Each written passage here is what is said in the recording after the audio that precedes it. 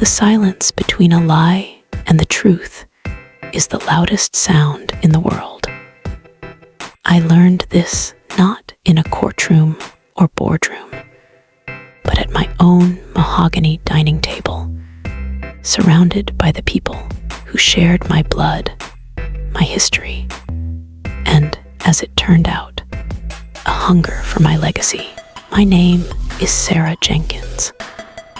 For 15 years, I've earned my living in Chicago as a forensic accountant, untangling the paper trails of embezzlers and dissolving knots of financial deceit. I am 34, unmarried, fiercely independent, a trait inherited directly from the woman who presided over that table in snowy Vermont, my grandmother, Margaret Vance.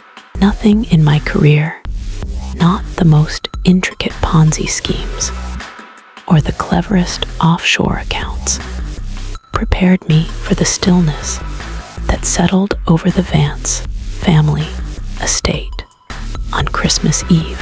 It was a silence that smelled of roast beef, pine needles, and betrayal. To grasp the weight of that night, you must first picture the house. A sprawling Victorian nestled in Vermont's White Hills, groaning with wind and cradling 4 generations of memories. My grandfather, a man of iron will and gentle hands, built a fortune from timber and shrewd investments. After his death 10 years ago, Margaret, at 82, became its steward. Physically frailer now, she no longer chopped her own firewood. Her mind remained a steel trap. Or so I believed. I flew in from O'Hare that morning, fighting holiday crowds and a gathering nor'easter, driven by a nagging worry. My mother, Linda, had begun describing Margaret's decline in ways that felt wrong. Dinner was staged with almost aggressive perfection. The good Lenox china with gold rims reserved for inaugurations and weddings gleamed under the chandelier. Crystal goblets fractured light into rainbows across the white tablecloth. Linda wore a green silk dress a shade too tight and laughed a decibel too loud. Beside her sat my stepfather, Paul, chewing with bovine rhythm, waiting for permission to vanish. Across from me were my brother David and his husband Mark, polished, smiling, though David kept glancing at his smartwatch every 4 minutes, the old nervous tic he developed whenever he lied. And then there was Margaret at the head of the table, a position she had never surrendered. She looked smaller this year, shoulders hunched beneath her velvet blazer, hands trembling as she lifted her fork. Yet her cornflower blue eyes remained clear, darting around the table, reading the forced cheer. I had arrived with gifts and concern. By the meal's end, concern had curdled into suspicion. Earlier, beside the fire amid torn wrapping paper, Margaret pressed a cream envelope into my hand. Inside, a check for $500. Pin money, she called it. I thanked her, hugged her fragile frame, and slipped it into my pocket. Between main course and dessert, I rose to make a toast, tapping my spoon against the glass. The sharp chime cut through the murmur. I just want to say how good it is to be back in Vermont, I began. The city feels cold and lonely this time of year. I miss this house. I miss all of you. I turned to her. Especially you, Grandma. Thank you for the dinner. It's delicious. And thank you for the Christmas gift. The $500 is too generous. You really didn't have to. I expected nods, smiles. Instead, the room froze. Margaret, mid-butter on a roll, stopped. The silver knife hovered, then slowly descended with a dull clink against china. She set it down deliberately. Her head turned toward me. The warmth in her eyes vanished, replaced by confusion that hardened into something sharper. What did you say, Sarah? Her whisper carried like a gunshot in the vacuum. The check, I said, smile faltering. The $500. I just wanted to thank you. She stared as though seeing me through fog for the first time, both hands flattened on the table, bracing. Sweetheart, she said, voice calm as ice, I wired you $1 million. The silence became physical, pressing against my eardrums. Time stretched. If this kind of family betrayal twist just gave you chills, hit that like button right now. It really helps the channel tell more stories like this. I stood, glass still raised, brain scrambling to reconcile the paper in my pocket with her words. Linda shattered the quiet with a laugh like breaking glass in a disposal, high, breathless, humorless. Oh, Mother, she said, hand jerking so wine splashed red onto the cloth. Don't be silly. You're confused. Dr. Evans's blood pressure medication makes you groggy. We've discussed this. I am not confused, Linda. Margaret never looked away from me. Steel edged her tone, and I do not dream about wire transfers. David choked on water, coughing violently into his napkin, face blotchy. Mark didn't pat his back. Instead, his eyes dropped to his lap. Blue screen light reflected in his glasses. He was checking his phone, not surprised, waiting. I lowered myself slowly. The forensic accountant surfaced, shoving the bewildered granddaughter aside. I needed baselines. I needed cracks. Grandma, I said softly, ignoring Linda's frantic signals to stop. $1 million is enormous.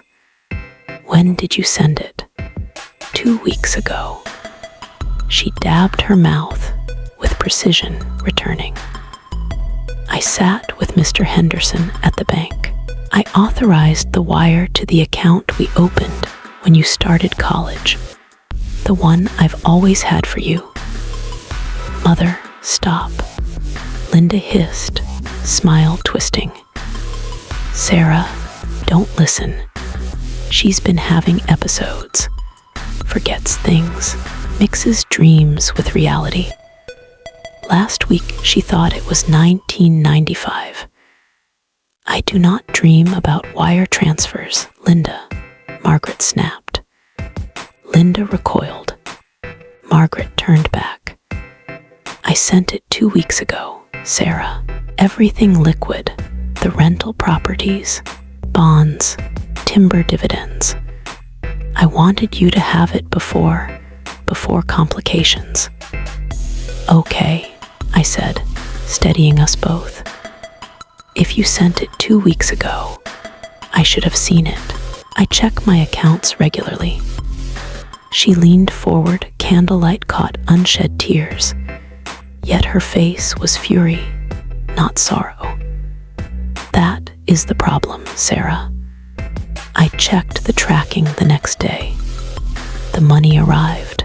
24 hours later, it vanished. The room chilled. Vanished, I echoed. Money doesn't vanish. It moves. Where? I don't know, she said. But I didn't move it. And you didn't know it existed. Which leaves. Her gaze swept the table. Linda, David, Mark, Paul, an indictment. Drop a comment below. Have you ever caught a family member in a lie this big? I read every single one. David rasped, "Grandma, you're scaring everyone. You probably shifted it to savings and forgot. Or the bank made a mistake. They do that with seniors." "The bank made no mistake," Margaret said. "I have the receipt, the confirmation code. I kept them." "Where is this receipt?" Linda demanded shrill. "Show us. Let's clear this up now." "I have it safe," Margaret answered. Safe clearly meant away from them. Cold knotted my stomach. This was no senility. It was precise accusation, and the reactions confirmed it. Linda gaslighting, David deflecting, Mark disengaging, Paul invisible.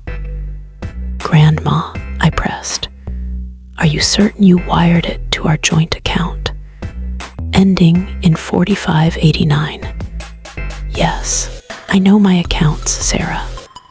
Someone took it out." "Who could possibly?" Linda began. "Someone with access," Margaret cut in. "Someone who smiled at me while they stole what I saved for my granddaughter." The accusation hung like smoke. No one moved. Bing Crosby dreamed of a white Christmas in grotesque contrast. My mind raced. Joint account, only grandma, and I should have access. Unless a third party. Unless power of attorney. Unless impersonation. I reached into my pocket, drew the envelope. Fingers brushed the check. I lifted it into the light. "Grandma, did you write this check for $500 today?" "No," she frowned. "Yesterday. I put it in the card. I wanted you to have something tangible, even if the real gift was gone." I studied it. Date, December 24th. Amount, $500. Then the signature. Margaret taught me cursive at 6. Her M had a wide, elegant loop. She never connected the T to the V in Vance. Strict 1940s boarding school habit. The signature on the check. Narrow, sharp M. Messy slur connecting T to V. A decent forgery, perhaps enough for a distracted teller or an eggnog-happy granddaughter. Not for me. I looked up. At Linda. At David. At Mark. "Grandma," I said, voice almost steady as the blow landed. "You didn't sign this check." Her eyes widened. "What? This signature is a forgery." Silence returned, not confusion now, but a trap closing. Someone hadn't merely stolen $1 million. They'd forged a small check to keep me placated. $500 to buy gratitude and silence. They thought I was that easy. I stood. "We're done eating. I'm making tea. While the water boils, I'll tell you what happens next." To Margaret, "Don't worry. I found the trail. I'm following it to the end." I retreated to my old lavender bedroom. Debate trophies dusty on the shelf. I locked the flimsy push-button door. Opened my laptop. No work VPN personal matter. My own access only. Logged into the joint account. Balance, $312.50. Transactions: December 10th, incoming wire, $1 million. December 11th, outgoing wire, $999,700. Beneficiary: Northern Pines Holdings, LLC. Vermont Secretary of State Search. Northern Pines, formed December 9th, one day before arrival. Registered Agent Generic.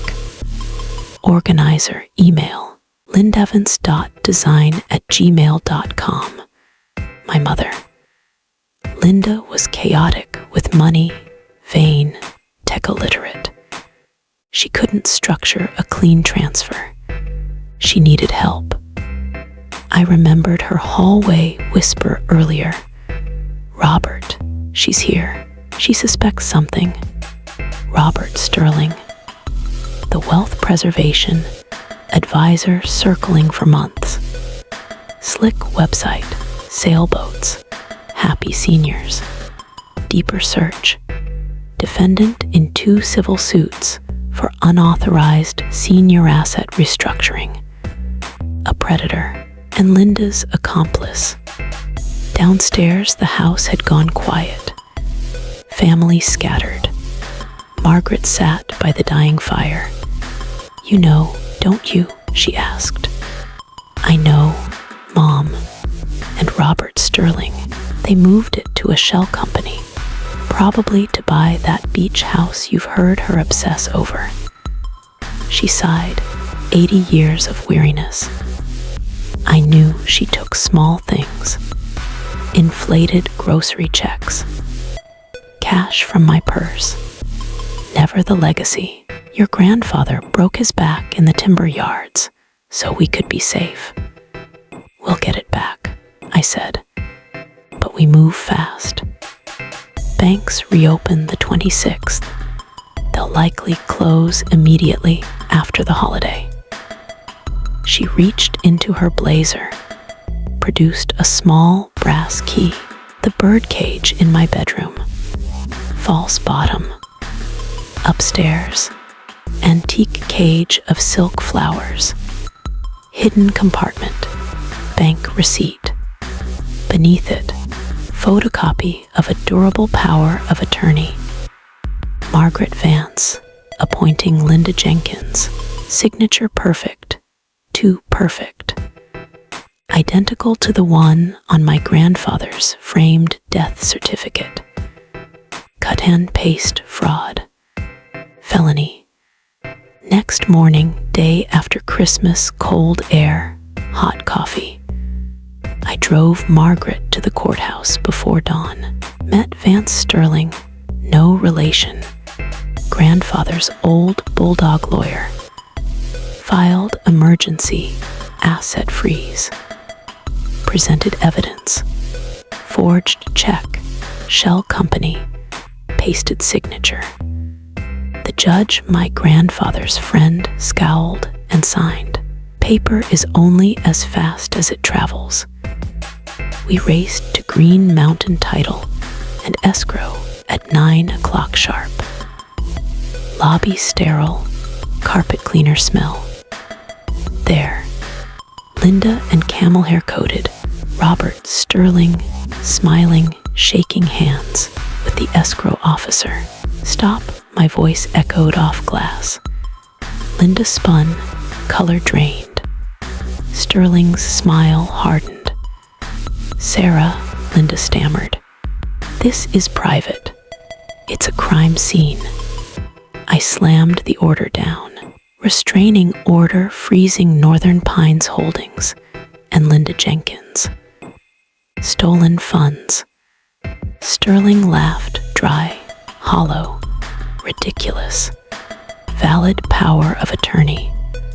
Margaret is incompetent. Margaret stepped forward, cane steady, gaze stripping paint. I am not incompetent, Mr. Sterling. I did not sign your papers. You lifted my signature from my husband's death certificate. know the ink blot on the V. My pen leaked that day 20 years ago. I've looked at that certificate every day since. Do you think I wouldn't recognize my own grief pasted onto your lies? The escrow officer hesitated, pulled back the document. I'll need to verify this. Verify it with the police, I said. They're coming. Linda collapsed onto a bench, sobbing. He made me. We were losing the house. Taxes too high. You didn't do it for taxes, Margaret said quietly. You wanted the crown without the work. Police arrived. Sterling bluffed investment strategies, asset protection. My digital trail was airtight. Fake check, shell company, emails, handcuffs. Linda wasn't arrested immediately, but questioned, mascara streaked, broken. We drove home in silence. Winter sun bright on snow, clean and blinding. Back at the house, the quiet felt different post-storm peace. Margaret by the fire. I made tea. You knew, I said, sitting across. You knew they'd try. A small, sad smile. I suspected. Linda desperate. Sterling whispering. If I accused outright, they'd call me senile, get guardianship, take it legally. I had to let them commit the crime. Let them believe they'd won. You used the million as bait. I used their greed against them, and the $500 check to trigger panic. I knew if you thanked me for a small amount in front of them, after they thought they'd stolen a fortune, they'd crack. Linda can't stand pressure. I knew she'd gaslight. I knew you wouldn't allow it.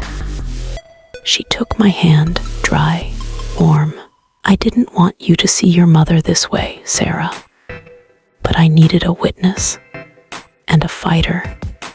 You inherited your grandfather's spine. I squeezed back.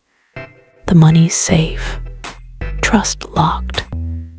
It was never about the money, she said, staring into flames. It's about who holds your hand when the lights go out and who checks your pockets. I stayed another week. Linda moved to a small apartment, facing legal shame. The breach may never heal. On departure day, Margaret stood on the porch, shawl-wrapped.